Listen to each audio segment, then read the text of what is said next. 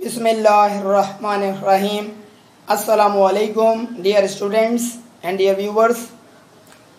आज जिस टॉपिक से रिलेटेड हम वीडियो लेक्चर बना रहे हैं वो टॉपिक जो है उसका ताल्लुक़ इस बात से है कि फ़र्स्ट ईयर कॉमर्स के एक सब्जेक्ट प्रिंसिपल्स ऑफ इकोनॉमिक्स की मार्क्स डिस्ट्रीब्यूशन किस तरह से होती है।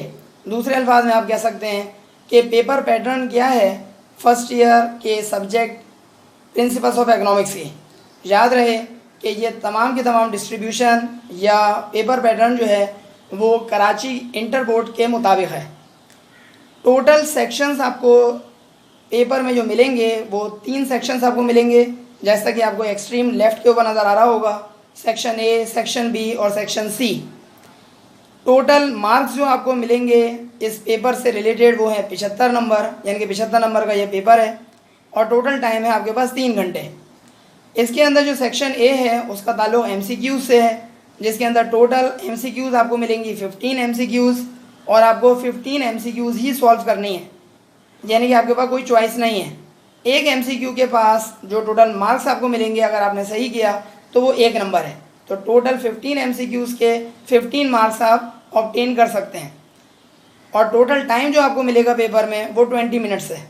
इसका मतलब ये हुआ 3 घंटे के पेपर में इब्तदाई 20 मिनट्स MCQ से ताल्लुक़ रखते हैं। जैसे ही 20 मिनट्स ख़त्म हो जाएंगे तो आपके पास 2 घंटे 40 मिनट का आपको नया क्वेश्चन पेपर थमा दिया जाएगा, जो कि शॉर्ट क्वेश्चन आंसर्स और लॉन्ग क्वेश्चन आंसर्स के ऊपर मुश्तमिल होगा। शॉर्ट क्वेश्चन आंसर्स जो हैं वो सेक्शन बी से ताल्लुक़ रखते हैं, जबकि लॉन्ग क्वेश्चन आंसर्स जो हैं वो सेक्शन सी से ताल्लुक़ रखते हैं। सेक्शन बी के टोटल मार्क्स हैं 40, 20 और 20 और सेक्शन सी के जो टोटल मार्क्स हैं वो है 20, 10 और 10। इसका मतलब ये हुआ कि सेक्शन बी जो कि शॉर्ट क्वेश्चन आंसर्स पर मुश्तमिल है उसके अंदर माइक्रो इकोनॉमिक्स और मैक्रो इकोनॉमिक्स का पोर्शन अलग अलग है। सेम यही तरीक़ेकार उन्होंने सेक्शन सी के अंदर लॉन्ग क्वेश्चन आंसर्स में इख्तियार किया कि माइक्रो इकोनॉमिक्स और मैक्रो इकोनॉमिक्स का हिस्सा अलग अलग है। सेक्शन बी के अंदर शॉर्ट क्वेश्चन आंसर्स के अंदर जो माइक्रो इकोनॉमिक्स का पोर्शन है उसके अंदर आपको कोई से 5 सवाल सॉल्व करने होंगे और क्वेश्चन पेपर के अंदर आपके पास 7 क्वेश्चंस मौजूद होंगे। एक क्वेश्चन जो है वो आपके पास 4 नंबर का है और टोटल मार्क्स आपको मिलेंगे 20, यानी कि 20 बशर्ते कि आपने टोटल 5 के 5 सवाल सॉल्व किए। इसका मतलब वो एक क्वेश्चन 4 नंबर का है और टोटल 5 क्वेश्चन जो हैं वो 20 नंबर के बन जाते हैं, 4 5 20। इसी तरीके से मैक्रो इकोनॉमिक्स का जो पोर्शन है उसके अंदर भी टोटल आपको 7 क्वेश्चन मिलेंगे पेपर में और आपको 5 क्वेश्चन सॉल्व करने पड़ेंगे। टोटल मार्क्स हैं इसके भी 20। एक क्वेश्चन इसके अंदर भी जो है वो 4 नंबर का है, 4 नंबर का एक सवाल, टोटल सवाल करने हैं आपको 5, तो 4 5 20। इस तरीके से सेक्शन बी जो कि टोटल ही मजमूई तौर पर शॉर्ट क्वेश्चन आंसर से मुश्तमिल है, इसमें आपको total number of question solve करने हैं 10, 5 माइक्रो से ताल्लुक़ हैं और 5 मैक्रो से ताल्लुक़ हैं और टोटल मार्क्स जो पेपर में इससे ताल्लुक़ रखते हैं वो बनते हैं 40। सेक्शन सी जो है आपके पास वो लॉन्ग क्वेश्चन आंसर पर मुश्तमिल है, जिसके अंदर माइक्रो इकोनॉमिक्स के अंदर आपको एक सवाल सॉल्व करना है, पेपर में मिलेंगे आपको 2 सवाल और उस एक सवाल के मैक्सिमम मार्क्स हैं 10।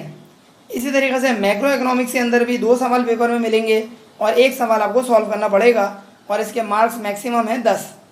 तो सेक्शन सी के अंदर टोटल मार्क्स क्वेश्चन पेपर के अंदर मौजूद हैं 20, सेक्शन बी के अंदर टोटल मार्क्स हैं 40 और MCQs के 15। इस तरह से टोटल आपके पास 75 नंबर बन जाते हैं और 3 घंटे का ये पेपर बनता है।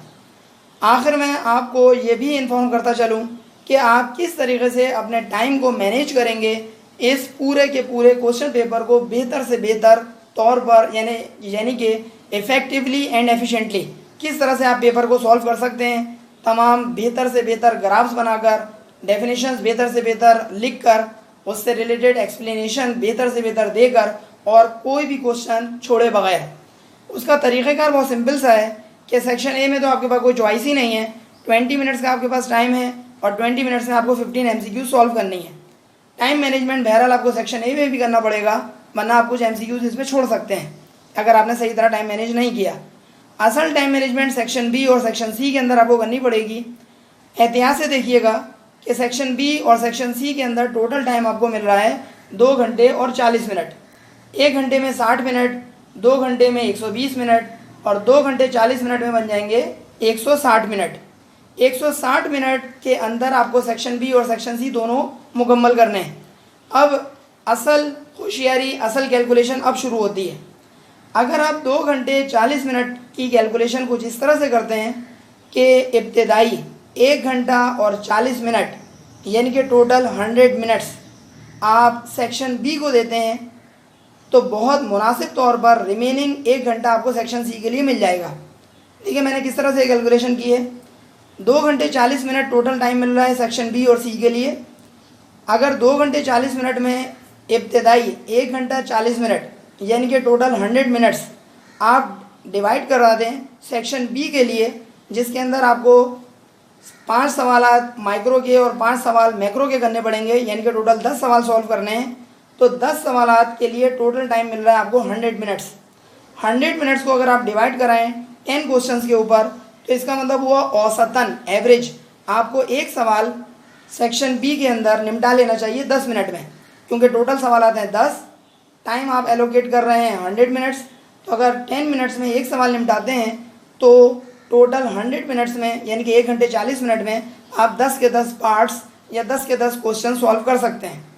ये बहुत ही उम्दा कैलकुलेशन है, इसलिए क्योंकि इसके बाद आपके पास मज़ीद 1 घंटा बच जाता है जो कि लास्ट 1 आवर है। उस 1 घंटे के अंदर आप आराम से लॉन्ग क्वेश्चन आंसर्स को सॉल्व कर सकते हैं, क्योंकि यहाँ पर आपको सिर्फ एक क्वेश्चन माइक्रो से और एक क्वेश्चन मैक्रो से करना है। इसका मतलब हुआ आखिरी 1 घंटे को आधा आधा घंटा यानी कि 30 मिनट्स ईच अगर आप देते हैं माइक्रो को और 30 मिनट देते हैं मैक्रो को, तो बहुत मुनासिब तौर पर बहुत अच्छे अंदाज में आप माइक्रो और मैक्रो के जो लॉन्ग क्वेश्चंस हैं यानी कि डिटेल्ड के जो क्वेश्चंस हैं उसको आप बहुत उम्दा तौर पर सॉल्व कर पाएंगे। हमारा ये वीडियो लेक्चर, इसकी अफादियत इस सूरत में और ज़्यादा बढ़ जाती है कि हमने न सिर्फ आपको पेपर पैटर्न से रिलेटेड इन्फॉर्मेशन प्रोवाइड करी, मार्क्स किस तरह से टोटल मौजूद हैं हर पोर्शन के अंदर वो बताया, बल्कि आपको आखिर में एक बहुत ही उम्दा चीज़ ये भी बताई कि आप अपने टाइम को पेपर में किस तरीके से मैनेज कर सकते हैं कि पूरे पेपर को सॉल्व करें। क्योंकि आप अच्छी तरह जानते हैं ये बात कि बहुत सारे स्टूडेंट्स पेपर देकर निकलने के बाद एग्ज़ामिनेशन हॉल से ये कहते हुए नज़र आते हैं कि पेपर तो आसान था लेकिन हमारे टाइम नहीं मिल सका। तो ये बिल्कुल वो फालतू बात करते हैं कि पेपर आसान तो था लेकिन टाइम नहीं मिला, क्योंकि टाइम जो दिया जाता है स्टूडेंट्स को वो एवरेज स्टूडेंट को मद्देनज़र रख के टाइम रखा जाता है।